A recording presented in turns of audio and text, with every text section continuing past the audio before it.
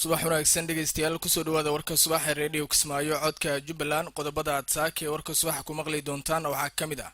madaxweynaha Jubbaland oo soo magacaabay xubnaha guddiga doorashooyinka iyo xalinta khilaafaadka ciidanka nabad sugidda Jubbaland oo fashiliyay miino ay doonayeen al-shabaab inay ku waxyeeleeyaan dadka shacabka ku nool magaalada Kismaayo wasaaradda caafimaadka xukuumadda xilgaarsiinta ee Soomaaliya oo sheegtay in xanuunka coronavirus ee Soomaaliya uu hoos u dhacay Puntland oo ka digtay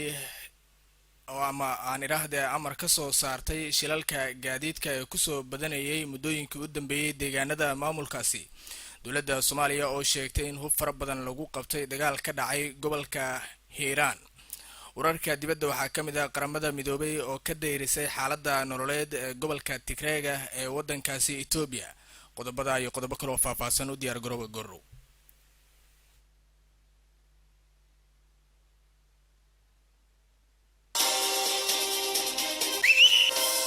waa kuma warwageedii maxaa u dambeeyay siyaasadda dalka xaqiiq miyaa rabtaa mise been xaqiiq ayaan raadinayaa haddaba radio Kismaayo ka dhagayso warar sugan oo xaqiiqda ku salaysan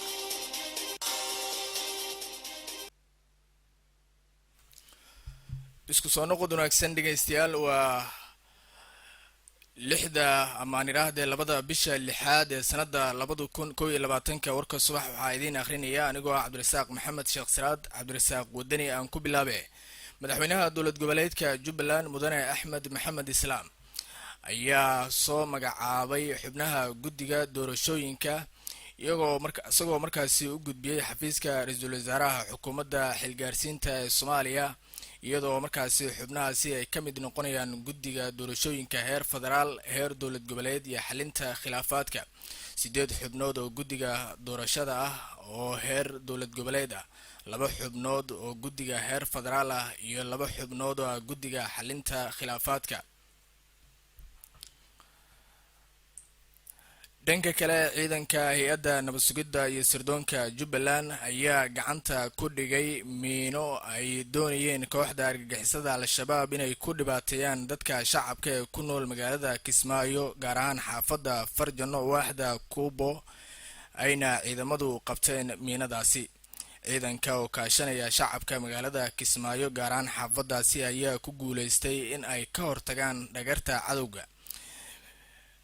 May 12keedii isla sanadkan waxa ay ciidanka fashiliyeen miino ay markaasi argagixisadu ay ku xireen gaari u lahaa mid kamid ah muwaadiniinta ku nool magaalada Kismaayo waxaana ciidanka ammaanka dowlad goboleedka Jubbaland ay dadka shacabka ah ay fareen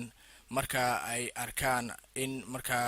ama ay ka shakiyaan waxyaabo marka amniga liddi ku ah in ay soo wargeliyaan ciidanka ammaanka si looga hortago dhibaatada ay markaasi u maleegayaan dadka shacabka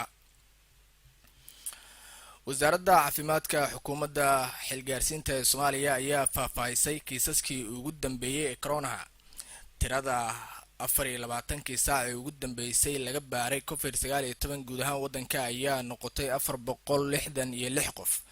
iyadoo markaasi laga helay xanuunka 5 qof waxaa markaasi banaadir laga helay 2 qof halka Hirshabeellana laga helay 3 qof waxay wasaaraddu sheegtay in 2 qof ay ahaayeen lab halka dhidigna ay ahaayeen 3 qof waxay wasaaraddu sheegtay in ay markaasi jirin 24 saac la soo dhaafay cid ka bogsatay xanuunka oo markaa ay sheegtay in wasaaraddu ay tirada dadka laga helay wadanka ay hoos u dhacayso bilooyinkii u dambeeyay tirada guud ee markaasi laga helay wadanka oo u diiwaan gashan wasaaradda caafimaadka xukuumadda xilgaarsiinta ee Soomaaliya ayaa markaasi gaartay 14,667 qof halka ay ka bogsadeen 6,764 qof dhimashada guud ee wasaaraddu waxa ay sheegtay in ay wadanku gaartay 769 qof waxayna wasaaraddu sheegtay in cudurku uu hoos u sii dhacayo oo markaasi ay soo badanayaan dadka ka bogsanaya xanuunka COVID-19 madaxweynaha dowlad goboleedka Puntland Saciid Cabdullaahi Dani ayaa sheegay in maalmihii la soo dhaafay deegaanada maamulkaasi uu ku soo badanayeen shilalka gaariga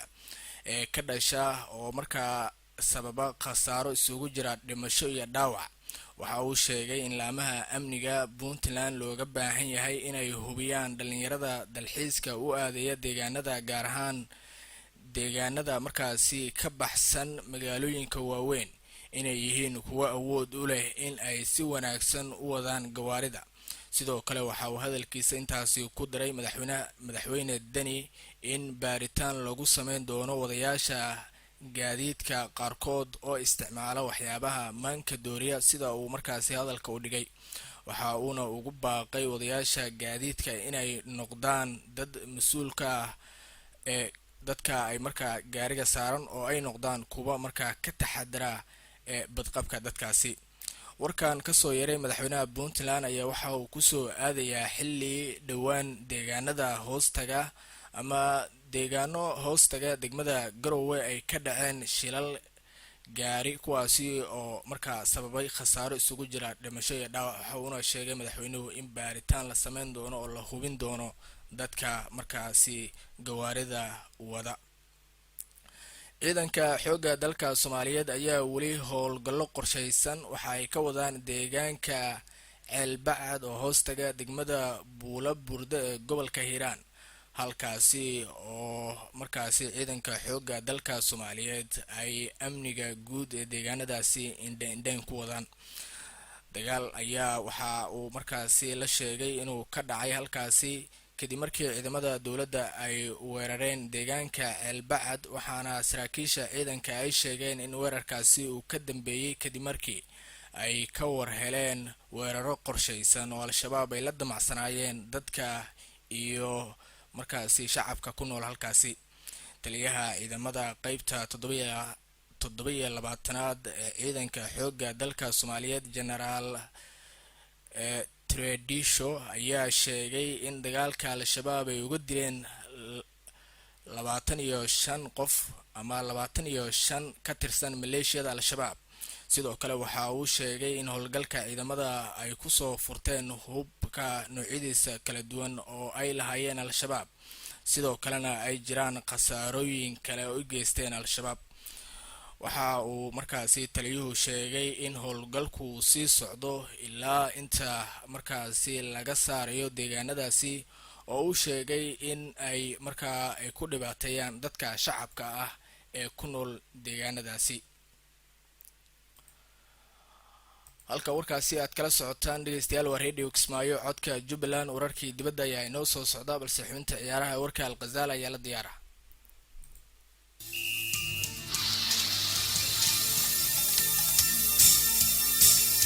subax wanaagsan dhegeystayaal saaxiibayaal ku soo dhawaada xubinta ciyaaraha warka subax isaaka waxaanu ku soo qaadan doonaa xidiga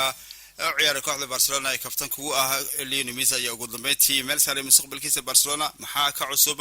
Lionel Messi ayaa lagu soo warrabayaa inuu soo afjaray murankii badnaa ee ka jiray mustaqbalkiisa kooxda Barcelona isagoo qalinka ku duugi doona heshiis 2 sano ah kula joogi doona kooxda Barcelona. mustaqbalka xidiga 6 jeer ku guuleystay abaalmarinta Ballon d'Or ayuu shaki ku jiray bilihii ugu dambeeyay kadib markii uu isku dayay inuu isaga tago kooxda xagaagii hore. xidiga reer Argentina ayaa heshiiskiisa waxa uu dhici doona dhamaadka bishani lagu jiro ilaa iyo haatan heshiis cusub uma uusan saxiixin kooxda Barcelona. si kastaba ha ahaatee wararka imaanaya dalkaasi Spain ayaa waxay sheegeen in Lionel Messi uu go'aansaday inuu sii joogo kooxda Barcelona welibana dhawaan qalinka uu ku duugi doono heshiis ilaa iyo xagaaga 2023. Messi ayaa sidaa darteeda ka garab ciyaari doona xidiga ay isku wadanka yihiin ee Sergio Aguero ee xilli ciyaareedka dambe kadib markii uu xidigaasi heshiis 2 sano ah ugu soo biiray kooxda Barcelona. dhanka kale ayana maadaama Premier League uu soo dhamaaday waxaa jira goolasha u tartamaya goolkii ugu quruxda badnaa ee Premier League laga dhaliyay xilli ciyaareedkii dhamaaday ee Premier League. goolashaasi oo ay kala dhaliyeen xidiga kala duwan waxaa la soo saaray goolasha u tartami doona goolkii ugu quruxda badnaa ee laga dhaliyay Premier League xilli ciyaareedkii dhamaaday. tartanka xilli ciyaareedkani ayaa la dhaliyay goolal aad u badan xilli ciyaareedkii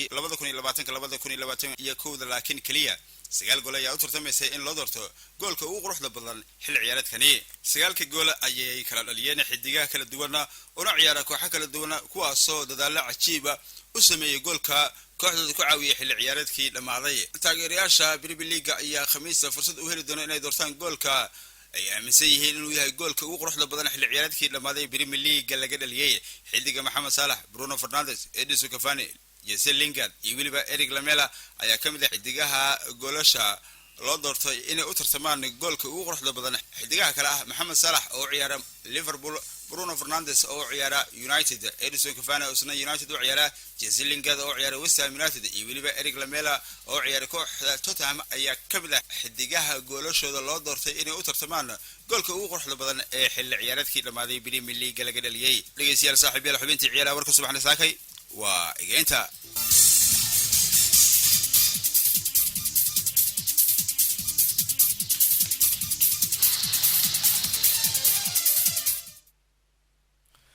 الغزالة أدبو ماسين هاي نلسع السيني حبنت عيارها وركا عاتنا وركا دبدا